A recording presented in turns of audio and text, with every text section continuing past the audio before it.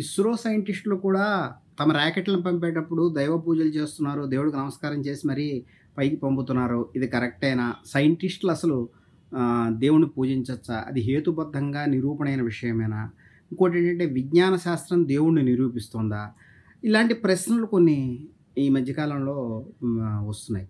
ఇది కాక అసలు ఈ ఇస్రో వాళ్ళు కానీ, ఎవరు కానీ దైవ పూజ అంటే ఒక రకంగా హిందూ లేకపోతే బ్రాహ్మణ పద్ధతిలో పూజలు చేస్తున్నారు. అలా చేయొచ్చా అని వేరే ప్రశ్న వస్తుంది. ఈ దేవుడు ఉన్నాడా?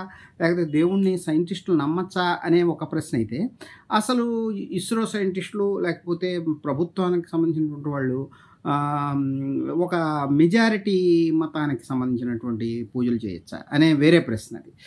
అంటే దేవుడు ఉన్నాడంటే మరి ఇస్లాంలోనూ దేవుడు ఉన్నాడు, క్రిస్టియానిటీ దేవుడిని నమ్ముతోంది. మరి అనేక మంది ఉంటారు. దేశం అంటే కేవలం ఒక మతం కాదు. మెజారిటేరియనిజం పెరుగుతుండడంతో ప్రతిదాన్ని హిందూత్వగా చూడటం కూడా జరుగుతుంది. అంటే చంద్రమండలమే హిందూ దేశం అంటున్నారు, లేకపోతే శివశక్తి అని పేర్లు పెడుతున్నారు. అంటే ఇటువంటి 2 రకాలు ఉన్నాయి ఇక్కడ. దేవుడు అనేటటువంటి కాన్సెప్ట్‌ని సైంటిస్టులు యాక్సెప్ట్ చేయొచ్చా లేదా ఒకటి. 2 మెజారిటేరియనిజాన్ని దేవుడి పేరుతో ప్రవేశపెట్టడం జరగదా పరోక్షంగా.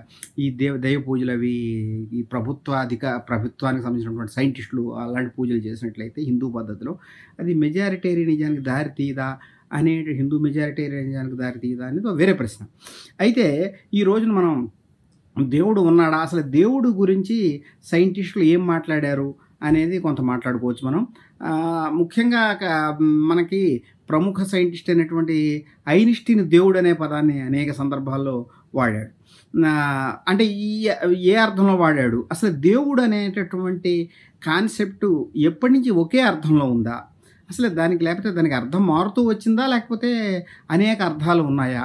ఇలాంటి అనేక ప్రశ్నలు ఈనాడు మనకి ముందున్నాయి. అంటే పూర్వకాలం నుంచి కూడా దేవుడు అంటే ఏమిటి అసలు? దేవుడు అనే కాన్సెప్ట్‌కి అర్థం ఏమిటి? ఆ పదానికి అర్థం ఏమిటి? అంత సింపుల్‌గా ఏమీ లేదు. ఇప్పుడు అందుకని అలాగే దేవుడనే పదాన్ని ఐన్‌స్టీన్ వాడడము, లేకపోతే సామాన్య ప్రజలు వివిధ మతాలకు సంబంధించిన వాళ్ళు వాడడము ఒకటేనా? ఇదొకటి వస్తుంది. మళ్ళీ ఈ మధ్యకాలంలో స్టీఫెన్ హాకింగు ఇది కాలం కథ స్టోరీ ఆఫ్ టైమ్ అనే దాంట్లో ఆయన ఈ దేవుడు అనే పదాన్ని మళ్ళీ మాట్లాడతాడు. దేవుడి యొక్క హృదయాన్ని తెలుసుకోవడం కోసం ఇదంతా రాస్తున్నాడని ముందు మాటలోనే అంటాడు. అయితే చివరికి దేవుడు అనే కాన్సెప్ట్ దేవుడు అనేది లేదనే ఆయన అంటాడు చివరికి. అయితే ఐన్‌స్టీన్ ఈ దేవుడు అనే పదాన్ని నేను స్పినోజా యొక్క గాడ్ని నమ్ముతాను, స్పినోజా చెప్పినటువంటి దేవుడిని నమ్ముతాను అని అంటాడు. స్పినోజా అంటే సర్వవ్యాప్తంగా ఒక దైవాన్ని చూస్తాడు, ప్రకృతిలో సర్వత్రా. అంటే ప్రకృతే దేవుడు అని అనడం లాంటిది కావచ్చు అది. అయితే ఇది అలా ఉంచి అసలు ఇంకో చోట దేవుడు పాచికలాడాడు అని క్వాంటమ్ ఫిజిక్స్ గురించి, అంటే ఒక అనిశ్చితి క్వాంటమ్ ఫిజిక్స్లో ఏది మనం నిశ్చయంగా చెప్పలేము. అంటే అన్సర్టెనిటీ, ప్రాబబిలిటీకి ఎక్కువ ప్రాధాన్యత పెరిగింది. అంటే పదార్థం అనేది వేవా పార్టికల్, అంటే కణాలు, ప్రోటాన్, న్యూట్రాన్, ఆ లెవెల్లో మూల కణాలు అనేవి ఏ పొజిషన్లో అవి ఏమిటవి అనేది తెలుసుకోవడం కష్టమైంది. అలాగే వెలాసిటీని ఏకకాలంలో చూడలేమనేది వచ్చింది. ఇవన్నీ రావడంతో ఒక అనిశ్చితి, పదార్థాన్ని అర్థం చేసుకోవడంలో అనిశ్చితి వచ్చింది. ఆ సందర్భంలో దేవుడు పాచికలాడాడు అంటాడు. అంటే ఇక్కడ అర్థం ఏంటంటే ఫిజికల్ లాస్ అనేవి అవి తెలుసుకోదగినవిగానే ఉంటాయి, కానీ అవి అనిశ్చితిలో ఉండవు. మిస్టికల్ ఎలిమెంట్ ఉండకూడదు దీనిలో. పదార్థ శాస్త్రంలో లేకపోతే భౌతిక శాస్త్రంలో మిస్టికల్ ఎలిమెంట్ని తొలగించాలి. నిజంగా అది ఉండదు, ఖచ్చితంగా మనం దేనైనా తెలుసుకోగలము అనే అర్థంలో దేవుడు పాచికలాడాడు. అంటే ఒక ప్రకృతిలో నిశ్చితమైన నియమాలను ఆయన దేవుడు అనే పదంతో వాడాడు. బహుశా నేను అనుకోవటం స్పినోజా గాడ్ని ఆయన నమ్మడంలో కూడా, లేకపోతే అలాంటిది దాని గురించి నమ్మడంలో కూడా ఈ నిశ్చితత్వం కారణం కావచ్చు. అంటే ఒక హార్మనీ ప్రపంచంలో ఉంది. అంటే నిశ్చిత సూత్రాలు ఉన్నాయి, పూర్వ నిర్ధారితమైనటువంటి కొన్ని నియమాలు ఉన్నాయి, అదే దేవుడు. ప్రకృతిలో అవి పనిచేస్తూ ఉంటాయి. వాటిని మనం తెలుసుకోగలగచ్చు అనే ఉంటాయి. అంటే తెలుసుకోగలిగే ఎందుకుంటే ఆ నిశ్చితమైన నియమాలు ఉన్నాయని. అయితే క్వాంటమ్ ఫిజిక్స్ అనేది దాన్ని చాలా వరకు బద్దలు చేసిందని చెప్పొచ్చు. అబ్జర్వేషన్ లెవెల్లోనే పదార్థం ఏమిటో తెలుస్తూ ఉంటుంది కింది లెవెల్లో. అంటే అబ్జర్వేషన్కి ముందు ఏమిటి అనేది మనకు తెలియదు. అబ్జర్వేషన్ చేస్తున్నప్పుడు అంటే మనం తెలుసుకునేది అబ్జర్వేషన్కి ముందున్న దాన్ని కాదు, అబ్జర్వేషన్ లెవెల్లోనే తెలుసుకుంటాం. అంటే అబ్జర్వేషన్ మనం తెలుసుకోవడం వేరు కాదు. అంటే ఒకదాన్ని మనం పరిశీలించటము, చూడటము, అది తెలుసుకోవటము వేరు కాదు. అక్కడ ఒక రకంగా ద్రష్ట దృశ్యం ఏకమవుతున్నారు. అంటే చూసేవాడు చూడబడేది అంటే ఒక డివిజన్, అంటే నిశ్చితంగా వేరేగా ఒక చూసేవాడు ఉండి పరిశీలిస్తున్నాడు. ఆబ్జెక్టివ్ అనేది కాకుండా సబ్జెక్టివ్ ఎలిమెంట్ ఎంతో కొంత క్వాంటమ్ ఫిజిక్స్లో ప్రవేశించింది. కనుక ఆయన దేవుడు పాచికలు ఆడడం అనేది కుదరదు. అంటే పాచికలు ఆడుతున్నాడు దేవుడు, అంటే ఒక రకంగా పాచికలు ఆట లాంటిదే. ఖచ్చితంగా ఏది అనేది మనం నిర్ధారించలేం. ఎవరో ఒక సైంటిస్టు, థియరిటికల్ సైంటిస్ట్ అంటాడు వరల్డ్ వ్యూస్ అనే పుస్తకంలో, ఏంటంటే మన జేబులో కొన్ని పైసలు ఉన్నాయి, 100 200 అనేది నాణ్యాలు ఉన్నాయి నా జేబులో. ఎన్ని ఉన్నాయని నీకు తెలియదు, కానీ కొన్ని ఉన్నాయి, వాటికి ఒక ఖచ్చితమైన లెక్క ఉందని నువ్వు అనుకుంటావు. అయితే నా జేబు నుంచి నువ్వు ఆ నాణ్యాలు తీసినప్పుడు ఎన్నో కరెక్ట్గా తెలుస్తాయి, ఖచ్చితంగా తెలుస్తాయి. అయితే లెక్క పెట్టచ్చు. అంటే నా జేబులో నువ్వు తెలుసుకోవడానికి ముందే ఎన్నో కొన్ని నాణ్యాలు ఖచ్చితంగా నా జేబులో ఉన్నాయి, వాటిని నువ్వు లెక్కించడం ద్వారా తెలుసుకోగలుగుతున్నావు. అది ఖచ్చితత్వం అంటే. కానీ అలాంటి ఖచ్చితత్వాన్ని ఇది ఒప్పుకోదు.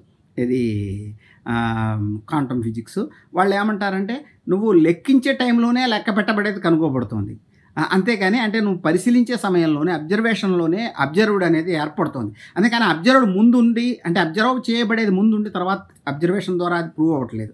కనుక అణువుల యొక్క స్థితి పూర్వ నిర్ధారితం కాదు, నీ లెక్కల ద్వారా, నీ గణితం ద్వారా, నీ అబ్జర్వేషన్ ద్వారా ఆ క్షణంలో కనుక్కోగలుగుతున్నావు. ఆ రకంగా ఇక్కడ సబ్జెక్టివిటీకి ఎక్కువ ప్రాధాన్యత వచ్చేసింది. అంటే ఖచ్చితమైన నియమాలే దేవుడు అని అంటే సృష్టిలో ఖచ్చితమైన నియమాలు ఉన్నాయి, అదే హార్మనీ అనొచ్చు ఒక రకం. ఆ నియమాలు ఉండటం అనేది అటువంటి హార్మనీ సృష్టిలో ఉంది. ఆ హార్మనీయే దైవం అని ఐన్స్టీన్ భావించడం అనొచ్చు.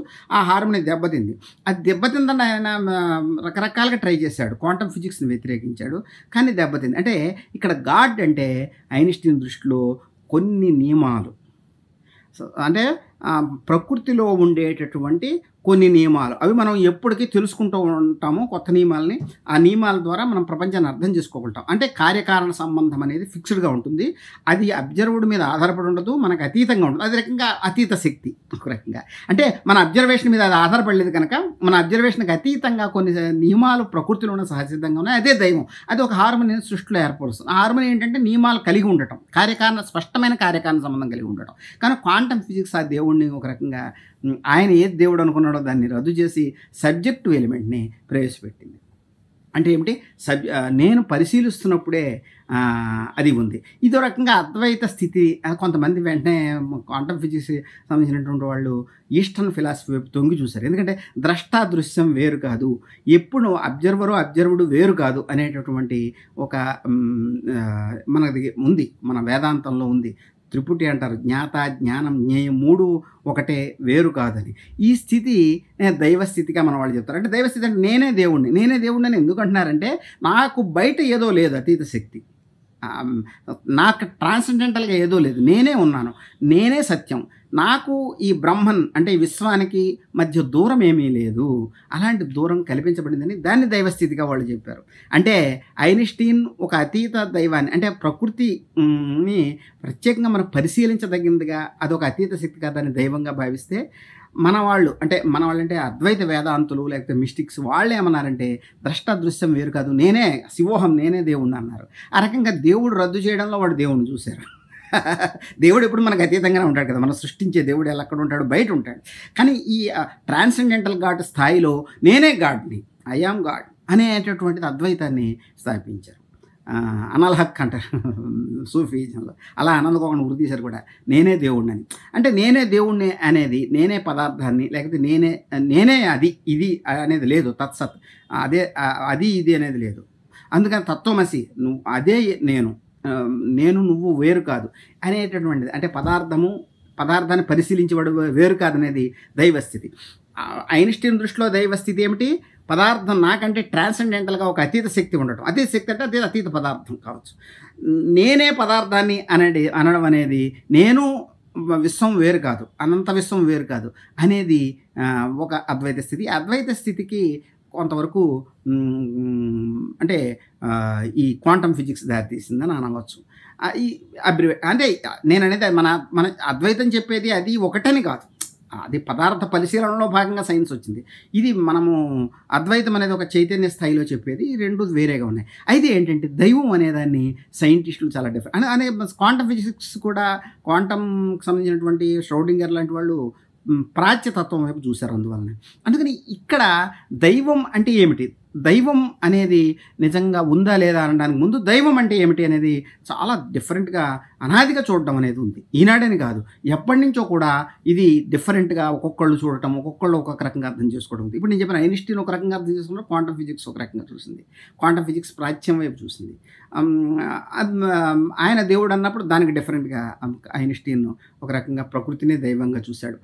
తాను పరిశీలించే కార్యకారణ సంబంధపూరితమైన ప్రకృతి, దానిలో ఉండే హార్మోని అంటే కార్యకారణ సంబంధం, దానిలో దైవాన్ని ఐన్స్టీన్ చూశాడు. ఈ దైవం అయితే ఏ దైవము అంటే నేను చెప్పినటువంటి ప్రాచ్యతత్వం చెప్పిన దైవం కానీ, ఐన్స్టీన్ చెప్పే దైవం కానీ నమస్కారాలు పెడితే మనకి లొంగే దైవం కాదు, స్పినోజా దైవం కానీ, అంటే నమస్కారం పెట్టి నా కోరికలు తీర్చని కానీ, నా పరీక్ష పాస్ అవ్వమని కానీ, నాకు ₹1,00,000 రావాలనేది అంటే మన కోరికలకు సంబంధించింది కాదు. అంటే విశ్వాన్ని అర్థం చేసుకోవడంలో భాగంగా దైవాన్ని చూడటం ఒక భాగం. 2 నేను ఒక పర్సనల్ గాడ్ని చూడడం వేరు. పర్సనల్ గాడ్ అనేది వేరేగా ఉంది. అంటే పర్సనల్ గాడ్ అంటే నా కోరికల్ని నేను చెప్పేదాన్ని వింటుంది, నా జీవితంలో నన్ను ప్రభావితం చేయగలదు అనే దైవం. అది మనకి క్రిస్టియానిటీలో కానీ నుంచి డెవలప్ అయింది. ఆ దైవము ఇండియాలో చాలా లేట్గా డెవలప్ అయిందని కొంతమంది ఇండాలజిస్టులు అంటారు, క్రిస్టాలైట్ వాళ్ళు అంటే థీయిజం ఇండియాలో లేట్గా డెవలప్ అయింది. థీయిజం అంటే ఒక రకంగా ఒక ట్రాన్సెండెంటల్ గాడ్ ఉండి మననే పర్సనల్గా మనము అతనికి విన్నవించుకోవడం ద్వారా కానీ అతని కరుణను సంపాదించవచ్చు అనేది, ఇది దైవం అనే ఒక భావన. ఇది ముఖ్యంగా క్రిస్టియానిటీ నుంచి వాటి నుంచి డెవలప్ అయింది. ఇండియాలో కూడా భక్తి ఉద్యమాల తర్వాత డెవలప్ అయింది. కానీ ఉపనిషత్తుల్లోని తత్వం కానీ అవి వేరేగా మనకి దైవం అనే భావనని వేరేగా ఇస్తాయి. దైవం అంటే అక్కడ పరమాత్మ, నేను చెప్పినగా బ్రహ్మన్, ఇది మన విశ్వ చైతన్యంలో మనం ఒక బిందువు లాంటి వాళ్ళం అనే భావన నుంచి వచ్చింది అది. ఈ రకంగా దేవుడు ఉన్నాడా అనే దానికంటే దేవుడు ఏమిటి అనే దానిలో చాలా డిఫరెంట్ కాన్సెప్ట్స్ ఉన్నాయి. యోగ శాస్త్రం అయితే దేవుడు దైవ భావన ఒక కాన్సన్ట్రేషన్ మనస్సుని, వాళ్ళ ఉద్దేశం ఏంటి, యోగ చిత్తవృత్తి నిరోధ, మన ఆలోచనలు నియంత్రించటమే నిజమైన దైవస్థితి అని వాళ్ళు భావించారు. అందుకని దైవము అనే భావన ఈ దైవస్థితికి అంటే నియంత్రించడానికి, మన ఆలోచనలు నియంత్రించడానికి, వాటి అంటే మన సెల్ఫ్ కంట్రోల్, మన దానికి ఒక మార్గంగా వాళ్ళు భావించారు. అయితే నాస్తికత్వం, దేవుడు లేడు అనేది మరీ కొత్త విషయం కాదు. ఆశ్చర్యకరం ఏమిటంటే వేదాన్ని నమ్మేటటువంటి, యజ్ఞయాగాదులు చేసేటటువంటి బ్రాహ్మిన్స్ నాస్తికత్వాన్ని బాగా డెవలప్ చేశారు. ఇది ఆశ్చర్యంగా ఉంటుంది మనకి. ఇప్పుడు ఉదాహరణకి 7వ శతాబ్దానికి సంబంధించినటువంటి గొప్ప ఫిలాసఫరు, బ్రాహ్మణ్ ఫిలాసఫరు కుమారిలుడు దైవభావనని తీవ్రంగా ఖండించాడు. ఆయన యజ్ఞయాగాదులు వాటికి సంబంధించినటువంటి వ్యక్తి. యజ్ఞయాగాదులు అంటే వేదం పరమ ప్రామాణికం, అది అనాది అని కూడా అంటాడు ఆయన. అయితే ఈ విశ్వం కూడా అనాదే. ఇది స్టడీ స్టేట్స్ థియరీ అంటారు మోడర్న్ ఏజ్లో. అంటే అనాదిగా ఈ సృష్టి ఉంది, ఈ విశ్వం ఉంది, పదార్థం ఉంది, అంతేగాని కొత్తగా వచ్చింది ఏదీ లేదు ఇక్కడ. అలాగే మన ఇంద్రియార్థ సన్నికర్షణ వల్లనే జ్ఞానం కలుగుతుందని కూడా చెప్పాడు. అంటే ఇంద్రియాలు అంటే మన సెన్సెస్కి పదార్థానికి లంకె కుదరడం ద్వారానే మనలో నాలెడ్జ్ అనేది పుడుతుందని ఆయన చెప్పుకొచ్చాడు. ఆయన స్పష్టంగా దైవభావాన్ని తిరస్కరించాడు. ఎందుకంటే కర్మ దానికదే ఫలితాన్ని ఇస్తుంది అని ఆయన అన్నాడు. కర్మ అంటే ఏమిటి, యజ్ఞయాగాదులు చేయడం ద్వారా ఫలితం వస్తుందని నమ్మాడు ఆయన. కానీ ఆ యజ్ఞయాగాదులకు, ఆ కర్మకు అటువంటి ఫలితాన్ని ఇచ్చే శక్తి ఉంది. అది అదృష్టం అంటాడు, మనకు కనపడని శక్తి, అది నీకు ఫలితాన్ని ఇస్తుంది అని అన్నాడు. ఇక్కడ మరి దేవుడు అనేవాడిని ఆయన అంగీకరించలేదు, ఏ దేవతారాధనని ఒప్పుకోలేదు. హోమాది ద్రవ్యాలు చేయడం ద్వారా సృష్టి జరుగుతుంది, వర్షాలు పడతాయి, ప్రజలు జీవిస్తారనే భావన చాలా ప్రాచీన కాలంలో ఉండేది. ఈ సిద్ధాంతాన్ని చూసి ప్రముఖ కమ్యూనిస్టు తత్వవేత్త దేవిప్రసాద్ చటోపాధ్యాయ కూడా ఇలాంటి ఫిలాసఫీ ఎక్కడ లేదు, ఇది ప్రాచీన మ్యాజిక్ను పోలి ఉందని అంటాడు. మ్యాజిక్ అంటే అడవుల్లో వేటలాడేవాళ్ళు ముందు లేడీని చంపడానికి ముందు లేడీ బొమ్మ గీసి దాని మీద బాణాలు వేసేవారు. అంటే అది ఒక అతీంద్రియ శక్తిని సృష్టిస్తుంది. దీంట్లో కూడా అపూర్వం అనేది పుడుతుంది అంటాడు. అది కూడా అతీత శక్తి. అంటే దేవుడు అవసరం లేదు, నువ్వు హోమాదులు చేయడం ద్వారా ఒక అతీత శక్తి పుడుతుంది, అది నీకు ఇక్కడే ఫలితాన్ని ఇస్తుంది, ఇక్కడే సుఖాన్ని అది కలిగిస్తుంది, కొన్ని ఫలితాలను ఇస్తుందని. అంటే దీనిలో దేవుడి ప్రసక్తి ఏదీ లేదు. మంత్రాయవ దేవత, మంత్రాలకే శక్తి ఉంది, అవే దేవతలు, వేరే దేవతలు అంటూ ఏమీ లేవు. అంటే శబ్దానికే శక్తి ఉందని వాళ్ళు నమ్మారు. దేవుడు అనే కాన్సెప్ట్ని పూర్తిగా 7వ శతాబ్దంలోనే ఖండించాడు కుమారులుడు. అందుకని ప్రపంచం సత్యమని నమ్మాడు ఆయన 100%. మరి మిథ్యావాదాన్ని ఆ రోజుల్లో ఇంకా విచిత్రం ఏంటంటే మాయావాదం, అంటే మిథ్యావాదం అనేది బౌద్ధంలో నుంచే డెవలప్ అయింది. ఫస్ట్ దాన్ని శంకరుడు తీసుకున్నాడు. తన లేటర్ బౌద్ధంలో ఇది మిథ్యావాదం ఉంది. ఆ మిథ్యావాదాన్ని, ఆ మాయావాదాన్ని విశ్వం అంతా కూడా ఒక కళ లాంటిది అనేటటువంటి యోగాచార సిద్ధాంతాన్ని ఖండించి ఈ ప్రపంచం సత్యమే, మిథ్య కాదు అని ఆయన స్పష్టంగా ప్రపంచ సత్యత్వాన్ని స్థాపించాడు. 2 అంటే పదార్థ సత్యత్వాదాన్ని స్థాపించాడు. 2 దేవుడు లేడు, దేవుడు అనేవాడు ఎవడు లేడని స్పష్టంగా చెప్పాడు. సృష్టికర్త యొక్క అవసరం లేదు, ఎందుకంటే సృష్టి అనాదిగా ఉంది, ఎప్పటి నుంచో ఉందని. అది అయితే ఇప్పుడు బిగ్ బ్యాంగ్ థియరీ అనేది సృష్టి మొదలైందనేది ఒకటి చెప్తుంది అని కమ్యూనిస్టులు వ్యతిరేకించారు విచిత్రంగా. ఇప్పుడు చూడండి, సృష్టి అనాది అనేటటువంటి భావన మళ్ళీ మన కమ్యూనిస్టులో, ఈనాటి కమ్యూనిస్టులో కనపడుతుంది. అంటే స్టాలిన్ టైము కమ్యూనిస్టులు అసలు బిగ్ బ్యాంగ్ థియరీని అంగీకరించలేదు. ఎందుకంటే బిగ్ బ్యాంగ్ థియరీ అనేది సత్యమైతే మొదట దేవుడు మొదలయ్యాడు అనేది నిరూపణ అవుతుందని చర్చి కూడా భావించింది, రోమన్ చర్చి కూడా భావించింది. మీరు ఈ విషయం స్టీఫెన్ హాకింగ్ కూడా రాస్తాడు కాలం కథలో, స్టోరీ ఆఫ్ టైంలో, ఆ బుక్లో రాస్తాడు. అంటే ఒక ఆది ఉంటే దాని ముందు దేవుడు ఉన్నాడు అని చెప్పచ్చు. ఈ దేవుడు ఉన్నాడు ఏంటండి ఆది ఉంటే? మీరు అంటే దేవుడు అంటే మనకు తెలియనివాడు, అతని గురించి మనం వర్ణించలేము, అతను అనంతుడు, సర్వవ్యాపి అని చెప్తున్నాం కదా. ఈ బిగ్ బ్యాంగ్ పూర్వస్థితి అంతే ఉంటుంది, అనంతమైన శక్తి ఉంటుంది అంటారు అక్కడ. అంటే బిగ్ బ్యాంగ్ తర్వాత సృష్టి మొదలైంది, అంతకుముందు టైం అండ్ స్పేస్ అనేవి లేవు, అనంతంగా ఉంది పదార్థం, దాని శక్తి అనంతంగా కూరినట్టుగా ఉంది. ఆ అనంతమైన శక్తి, అనంతమైన కాలం, అక్కడ అనంతం మాత్రమే ఉంది, ఇన్ఫినిట్ శక్తి ఉంటుందన్నమాట అక్కడ. మీరు అందుకే ఇంకా పదార్థం అనేది దాని యొక్క గ్రావిటీ కూడా అనంతంగా ఉంటుంది. ఎందుకంటే అది అక్కడ ఈ భౌతిక సూత్రాలు ఏం పనిచేయవు, ఈ లాస్ అనేవి, ఈ పరిమితి ఏర్పడడానికి మీకు భౌతిక సూత్రాలు పనిచేయాలి. ఈ భౌతిక సూత్రాలు బిగ్ బ్యాంగ్ టైంలో, బిగ్ బ్యాంగ్ పూర్వస్థితిలో పనిచేయవు కనుక అక్కడ అది దేవుడు అనే బాగా వీళ్ళు భావించారు. అంటే మనకు తెలియందే కదా దేవుడు, ఆ రకంగా బిగ్ బ్యాంగ్ పూర్వస్థితిని దైవం ఉంది, లేకపోతే దైవం ఒకటి ప్రారంభించింది, లేకపోతే దైవం నుంచి ఇది ప్రారంభమైందని చెప్పడానికి కొంత వీళ్ళు ట్రై చేశారు. ఎవరు? చర్చి. ఇదే భయంతో కమ్యూనిస్టులు అసలు బిగ్ బ్యాంగ్ థియరీనే వ్యతిరేకించారు. ఇప్పుడు మన సుధాకర్ గారి మిత్రులు ఆయన చెప్తున్నాడు, పెన్రోజ్ అని ఆయన అనేక బిగ్ బ్యాంగులు, అంటే ఇంతకుముందు కూడా బిగ్ బ్యాంగ్ జరిగిందని ఆయన చెప్తున్నాడు. అంటే బిగ్ బ్యాంగులు జరుగుతున్నాయి, అనంతంగా జరుగుతున్నాయి, ఒక బిగ్ బ్యాంగ్ తర్వాత మరొక బిగ్ బ్యాంగ్, బిగ్ క్రంచ్, అంటే కుదించుకుపోవడం, మళ్ళీ పుట్టడం, మళ్ళీ కుదించుకుపోవడం అనేవి అనంతంగా జరుగుతున్నాయి అనేటటువంటి వాదాలు కూడా ఈనాడు మొదలయ్యాయి. ఎప్పుడో మొదలనేది లేదని. అయితే ఈ పదార్థం ఇలాగే ఉంది, దీనికి ఇదే మార్పులు చెందుతూ మళ్ళీ ఉంది అనేది ఒక సిద్ధాంతం, స్టడీ స్టేట్. అది ఇప్పుడు కంటే బిగ్ బ్యాంగ్ థియరీనే ఎక్కువగా చెప్తున్నారు, వాస్తవం ఇప్పుడు నమ్ముతున్నారు. ఈ ముందు ఇలాంటి బిగ్ బ్యాంగ్లు అనంతంగా జరిగాయి అనే సిద్ధాంతాలు కూడా కొత్తగా వస్తున్నాయి. అయితే బిగ్ బ్యాంగ్ ముందు స్థితి ఉంటే, అది కార్యకారణ సంబంధానికి ఏమాత్రం లొంగనిది ఉంటే అక్కడ దేవుడు ఉండే. ఈ దేవుడికి ఈ కార్యకారణం మనకి ఐన్స్టీన్ భయపడింది కూడా అది అక్కడ, అంటే దాన్ని మనం కొలవలేం. ఇంకా అక్కడ ఏ భౌతిక సూత్రాలు పనిచేయవు, అది అక్కడ దేవుడు ఉన్నాడు అది అనేసి కొంతమంది క్రైస్తవులు నమ్మడం మొదలుపెట్టారు. అందుకే కొంతకాలం బిగ్ బ్యాంగ్ థియరీని కమ్యూనిస్టులు దూరంగా పెట్టారు. ఈనాటికి కూడా రీజన్ అండ్ రివోల్ట్ అని 10-15 సంవత్సరాల క్రితం వచ్చినటువంటి పుస్తకం, దాంట్లో కూడా ఈ బిగ్ బ్యాంగ్ థియరీ అనేది క్రిస్టియానిటీ నుంచి వచ్చిందని కమ్యూనిస్టులు కొందరు వాదించారు. రీజన్ అండ్ రివోల్ట్ నెట్లో చూడండి, ఆ బుక్లో వాళ్ళు అలా వాదించారు.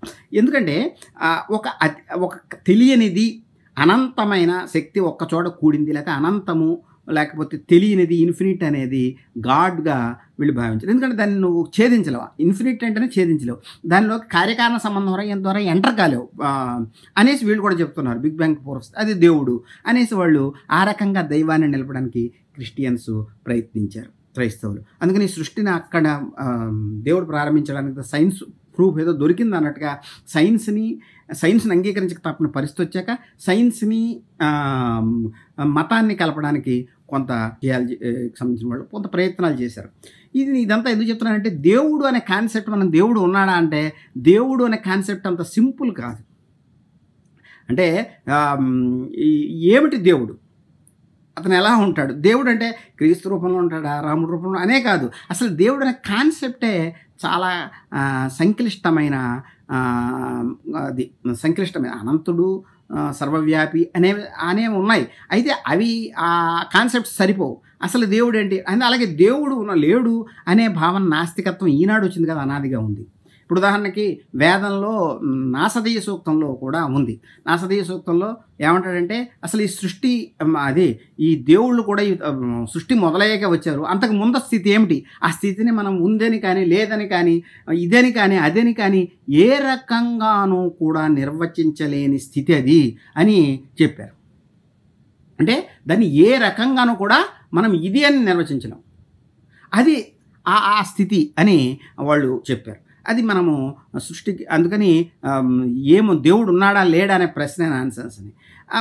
బుద్ధుడైతే దేవుడు ఉన్నాడా లేడా అనేది అవ్యాకరణీయ ప్రశ్న, దానికి మన జీవితంలో నైతిక విలువలతో కానీ దేనితో కానీ సంబంధం లేదని చెప్పాడు. సాంఖ్యం అనేటటువంటి ప్రాచీన సిద్ధాంతం, దాంట్లో దేవుడు అనే వాడి యొక్క అవసరం లేదు, ఎందుకంటే కార్యకారణ సంబంధం ద్వారా దేవుడిని సాధించాలి. ఉదాహరణకి ఈ సృష్టికి ఒక దేవుడు ఉన్నాడు, ఒక తండ్రి ఉన్నాడు, లేకపోతే సృష్టించిన వాడు అంటే వాడికి ఎవరు మూలం, ఈ మూలానికి సంబంధించినటువంటి ప్రశ్న అవ్యవస్థ వస్తుంది కనుక అది దేవుడు లేడన్నాడు.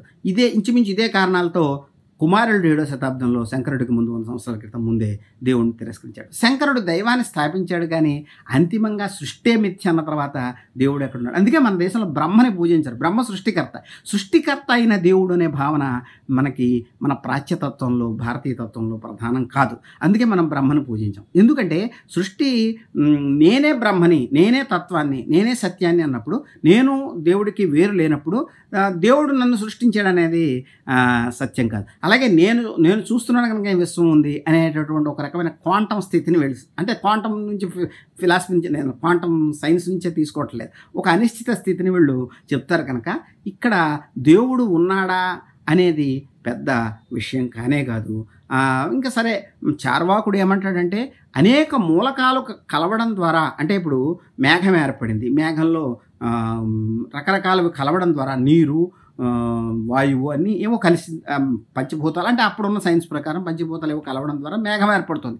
అయితే ఈ మూలకాలు కలవడం ద్వారా కొత్తది ఏదో ఏర్పడుతుంది. ఉదాహరణకి తాంబూలం ఉంది, తాంబూలం ఆకు, సున్నము, వక్క అన్నీ వేసినప్పుడు ఎరుపు రంగు వస్తుంది, అంత క్రితం లేని ఎరుపు రంగు వస్తుంది. అంటే జీవం కూడా అలాగే పుట్టింది, నిర్జీవమైన పదార్థం నుంచి జీవం పుట్టింది, కానీ జీవానికి కూడా మూలము దేవుడు అని చెప్పలేము. నిర్జీవ పదార్థం నుంచి జీవం వచ్చే అవకాశం ఉంది అని కూడా ఆయన కుమారుడు అంటే చార్వాకులు అన్నారు. అయితే ఈ పంచభూతాల నుంచి సృష్టి వచ్చిందనే భావన, అంటే ఈ మూలకాల కలవడం ద్వారా సృష్టి వచ్చిందనే భావన ఆనాడు చాలా బలంగా ఉంది. ఈ రకంగా నాస్తికత్వం అనేది కొత్తది కాదు. వైదికులు, అంటే వైదిక బ్రాహ్మణులు కూడా, నేను చెప్పాను, కుమారులుడు యజ్ఞాగాలను నమ్మేటువంటి కుమారులు కూడా దేవుడు లేడన్నాడు. కనుక నాస్తికత్వం అనేది కానీ, ఆస్తికత్వం కానీ మరి ఈనాడు కొత్తగా వచ్చింది కదా. సైన్స్ ద్వారా నాస్తికత్వం వస్తుందనేది కూడా లేదు. అంటే సైన్స్కు ముందే ఇంచుమించు మూలకాలు, అంటే ఇప్పుడు వేరే మూలకాలు అనే అర్థం రావచ్చు, అంటే ఇంకా మరింత పరిశోధన ద్వారా ఏమిటి మూలకాలు అనేది రావచ్చు, కానీ ఆ మూలకాల కలయిక ద్వారా జీవం వస్తుంది, అంటే పదార్థం నుంచి జీవం వస్తుందనే భావన కొత్త కాదు. అలాగే దేవుడు లేకుండానే సృష్టి ఒక సహజ సిద్ధమైన స్థితిలో కదులుతోంది అనేది భారతదేశంలో అనేక తత్వాల్లో మామూలుగానే ఉంది. అందుకని సైన్సు అవసరం ఏమీ లేదు నాస్తికత్వాన్ని స్థాపించడానికి, సైన్స్కు ముందు నుంచి ఉంది. అందుకని సైంటిస్టులు దేవుణ్ణి పూజించచ్చా లేదా అంటే, దేవుణ్ణి ఒక రకంగా ఉపకరణంగా భావించారు, కానీ ఇండియాలో ఒక తాత్విక స్థితిని ఏమి స్థాపించలేదు. దానికి దేవుడు అనే భావన, సృష్టికర్త అనే భావనకి పెద్ద స్థానం ఏమీ లేదు. అయితే నీకు సైకలాజికల్గా దేవుడు అనే భావన అవసరమా? ఇప్పుడు నువ్వు తీవ్రమైన కష్టాల్లో ఉన్న వ్యక్తి, ఉదాహరణకి నేను చెప్తాను, ఫ్రాంక్లిన్ అని ఒక యూదు సైకాలజిస్ట్ ఉన్నాడు. ఆయన కాన్సంట్రేషన్ క్యాంపులో ఉండి కష్టాలు పడి బయటకొచ్చాడు. ఒక యూదు మతస్థుడైనటువంటి పెద్ద మనిషి ఈయన దగ్గరికొచ్చి, "నా కొడుకులు, పిల్లలు చనిపోయారు. మరి నేను ఎట్లాగ జీవించాలి? ఎందుకు జీవించాలంటే, "నువ్వు యూదు మతాన్ని నమ్ముతావా?" అన్నాడు. "నమ్ముతానన్నాడు." "అయితే నీ పిల్లలు మంచివాళ్ళని నువ్వు నమ్ముతున్నావు. వాళ్ళు ఏదైనా తప్పు ఏమీ లేదు మంచివాళ్ళే, దైవభక్తి కలిగిన వాళ్ళంటే, వాళ్ళందరూ మరి యూదు మతాన్ని నమ్మినప్పుడు వాళ్ళు పరలోకంలో ఉంటారు. దేవుడి దగ్గరికి వెళ్తారు. అది ఇంకా సంతోషం. నీకు అక్కడ కలుస్తారని చెప్తాడు." అప్పుడు మానసిక సంతృప్తి చెంది వెళ్ళాడు. ఈ మానసిక సంతృప్తి చెందడానికి ఇంత సైన్స్ అప్పటికే జర్మనీలో అంత డెవలప్ అయిన తర్వాత కూడా ఈ మానసిక సంతృప్తిని ఆయన ఎలా పొందాడు? ఈ సైకాలజిస్ట్ ఎలా చెప్పాడు? నిజంగా సైకాలజిస్ట్ దాన్ని నమ్మే చెప్పాడా? సాంత్వన కోసం చెప్పాడా? సాంత్వన కోసం దైవాన్ని నమ్మటం అనేది భారతీయులు ఒప్పుకున్నారు. ఇప్పుడు ఉదాహరణకు నేను యోగ శాస్త్రంలో నీ మనస్సుని కాన్సంట్రేట్ చేయడం కోసం దేవుణ్ణి నువ్వు ఆశ్రయించవచ్చు అని చెప్పారు. కనుక దైవ భావన, దైవ రూపము అనేది అంత మన దేశంలో కూడా అంత ప్రధానమేమీ కాదు. అది వ్యాసుడు కూడా ఒక మాట అన్నాడు, "నేను దేవుడికి రూపాన్ని, స్థలకాలాన్ని ఎందుకు కల్పించానంటే సాధారణ జనం కథలు చెప్పడానికి" అన్నాడు. అంటే ఆయన వ్యక్తిగతంగా ఆయన అభిప్రాయం ఏంటి? భగవంతుడు సర్వవ్యాపి, లేకపోతే పరమాత్మ నేను వేరు కాదు, దేవుడు నేను వేరు కాదనే భావన ఉన్న చోట దేవుడు అనేటటువంటి ఒక సగుణమైన కథల్లో ఉండే కాళ్ళు చేతులు ఉన్న దేవుడు అనేది ఒక భావన.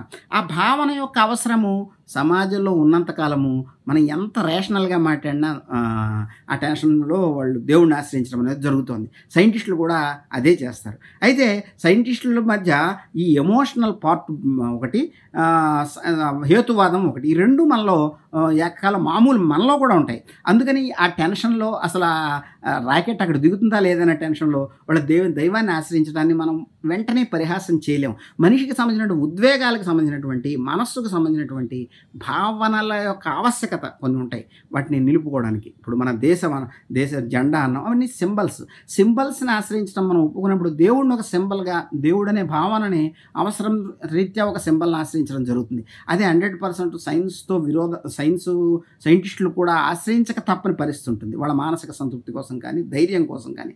మనం కనుక దేవుడు, నాస్తికత్వం అనే దాని గురించి అంత సింపుల్గా ఫైనల్గా చెప్పడం కుదరదు.